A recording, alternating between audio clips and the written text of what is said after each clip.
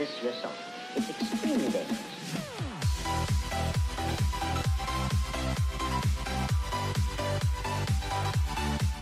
Eh bien salut tout le monde, j'espère que vous allez bien. Aujourd'hui on se retrouve pour une nouvelle vidéo sur la chaîne YouTube. On continue la série de la restauration de la 50CR. Dans cette vidéo on va commencer à remonter le moteur sur la moto. Donc ça va être plutôt cool, plutôt sympa. J'ai toujours pas remonté le carburateur, je vais vous montrer.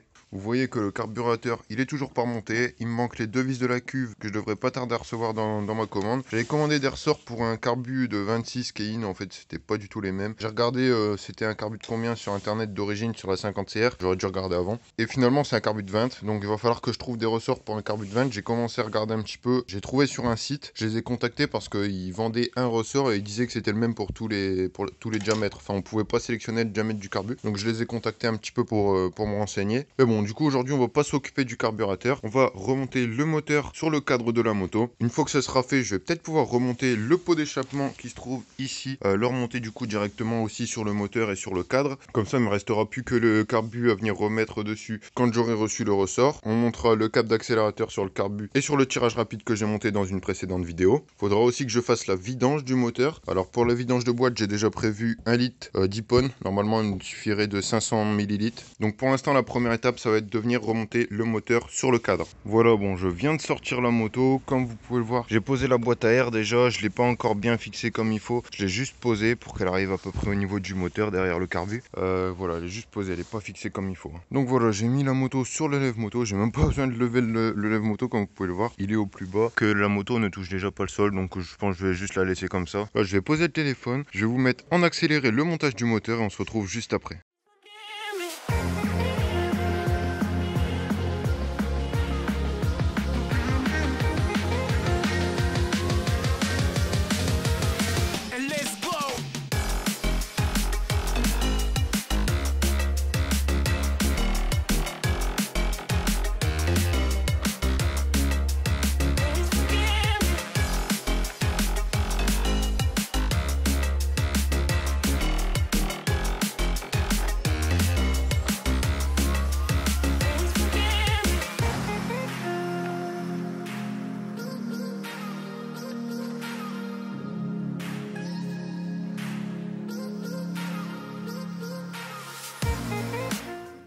Bon là vous voyez que pour l'axe qui tient le bras oscillant et qui tient aussi le moteur, pour pouvoir le retirer il va falloir que je retire le frein arrière. Là j'ai un peu la flemme de retourner la moto donc je vais pas vous le filmer. De toute façon il y a juste une vis à retirer avec un écrou derrière pour retirer le frein arrière. Il y a toute cette boucle là qui va partir avec le cale-pied. Donc c'est juste une vis qui tient ça. Donc je vais retirer ça, je vais continuer de retirer l'axe et ensuite on remonte le moteur. Voilà les gars, je viens de terminer. Comme vous pouvez le voir, j'ai retiré toute la partie du frein arrière avec le cale-pied. Donc on va pouvoir terminer de sortir l'axe et puis ensuite poser le moteur.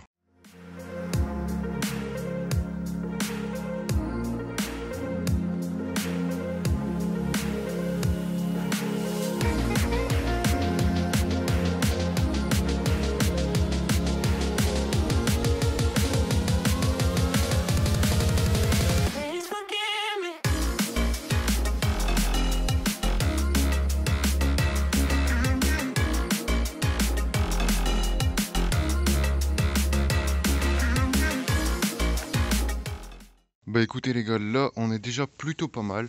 J'ai posé le moteur, j'ai resserré les 4 axes de moteur, donc c'est-à-dire l'axe qui tient aussi le bras oscillant, l'axe ici et puis l'axe juste en dessous. Les 3 axes sont resserrés, le moteur est donc posé. Je vais pouvoir remonter la bougie neuve que j'ai achetée.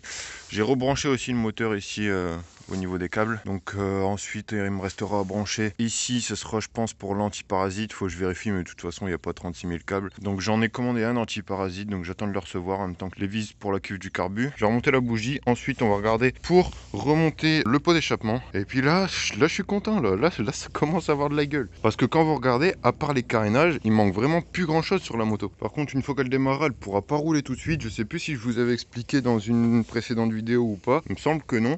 Mais en fait, vous voyez la roue je l'avais remontée, mais elle bloque. Bon voilà, elle bloque parce qu'elle tape dans le lève-moto, mais sinon elle coince. C'est normal, c'est parce qu'en fait vous voyez le frein, donc c'est encore des freins mâchoire, hein. Donc le frein qui doit normalement, pour tenir, il doit se fixer en fait. Il y a un emplacement sur le bras oscillant exprès pour venir caler. Vous voyez ici il y a un emplacement aussi, il vient en fait se glisser sur le bras oscillant pour pas qu'il puisse bouger. Donc ça permet à la roue de tourner individuellement par rapport au frein. Mais en fait, ce que mon frère a fait quand la jante d'origine était morte sur la moto, ce qu'il a fait, c'est qu'il a voulu adapter une jante de dirt. Et évidemment, c'est pas fait pour. Donc il avait dû couper, si je me souviens bien, de toute façon il n'y a pas d'autre solution, il a dû couper cet emplacement qui était soudé sur le bras oscillant. Donc il va falloir que je refasse une soudure. Alors pour ça, je vais faire appel à mon meilleur outil, c'est-à-dire mon cousin. Il a ce qu'il faut pour faire une soudure sur un bras oscillant en acier. Donc c'est nickel. Voilà, donc pour la bougie de la 50CR, j'en ai commandé une toute neuve. C'est une BR9ES. C'est ce qui est dit sur internet, qui doit être montée comme bougie d'origine. Donc je vais monter cette bougie sur la moto. Je vais pas vous montrer comment monter une bougie, hein. Je la monte sur le moteur et on se retrouve juste après. Bon, j'ai terminé de monter la bougie neuve. Excusez-moi si vous entendez des tronçonneuses ou quoi derrière, c'est normal. Donc j'ai remonté la bougie neuve. Il manque, je viens de voir, l'antiparasite, donc qui vient se fixer sur ça. Vous avez le tuyau qui vient jusqu'ici, enfin le tuyau, la gaine quoi. L'antiparasite normalement vient se brancher là-dessus. Je vois qu'il est manquant. Je vais essayer de voir si j'en ai pas un chez moi, sinon je recommanderai un. C'est pas un problème. Donc là, on va attaquer le montage du pot d'échappement. Les gars, je viens juste de présenter le pot d'échappement sur la moto. Regardez-moi la gueule que ça donne à la moto avec le moteur et le pot d'échappement. Oh, je suis grave content. Ça rappelle tellement de souvenirs. Le pot d'échappement, vous voyez, il est pas fixé, il est juste posé. J'ai mis les deux vis au niveau du cylindre. Je les ai serrés, mais il est pas posé correctement, simplement parce que je vais pas le laisser comme ça parce qu'il manque le joint de pot. Je viens de m'en rendre compte. Du coup, il va falloir que je commande un joint de pot et puis ensuite on pourra fixer ça correctement. J'ai commandé la vis qui vient tenir le corps de pot ici et puis celle qui est ici, je l'ai normalement, donc il va falloir que je vérifie, mais normalement je l'ai.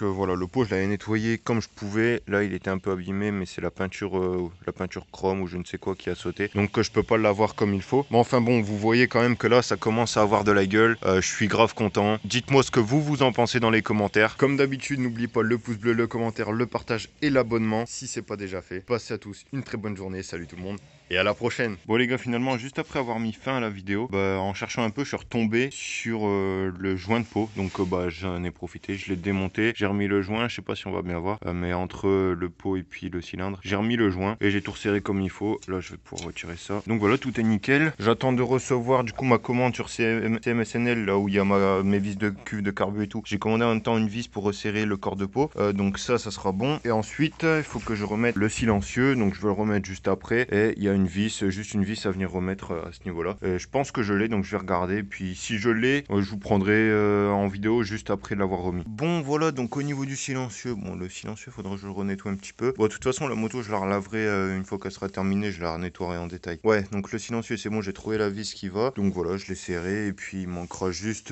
comme je vous disais tout à l'heure, la vis pour le corps de pot. Mais sinon le pot il est fixé, le moteur il est fixé. Donc là il manque, pour qu'elle démarre logiquement, il manque le carburateur. Bon le filtre à air il manque, mais ça l'empêchera pas de démarrer. Bon ça serait bien que je l'ai quand même. Un antiparasite, il faut que je regarde si j'en ai un chez moi. Et puis logiquement elle devrait démarrer, hein. Il n'y a pas de raison. Et puis faire la vidange aussi, mais bon la vidange, j'ai tout ce qu'il faut pour la faire, donc je la ferai sûrement dans la prochaine vidéo. Là il manque le cache aussi, qu'il va falloir que je commande. Bon je le commanderai pas tout de suite parce qu'il est quand même pas donné, mais sinon voilà, il manque vraiment pas grand chose pour que la moto redémarre. Bon je viens de trouver un antiparasite chez moi, donc je l'ai monté, j'ai regardé la bougie a de l'étincelle, donc l'antiparasite fonctionne. Alors je l'ai branché comme ça, on verra bien si ça fonctionne, ça devrait fonctionner. Donc je l'ai branché comme ça et j'ai resserré la bougie.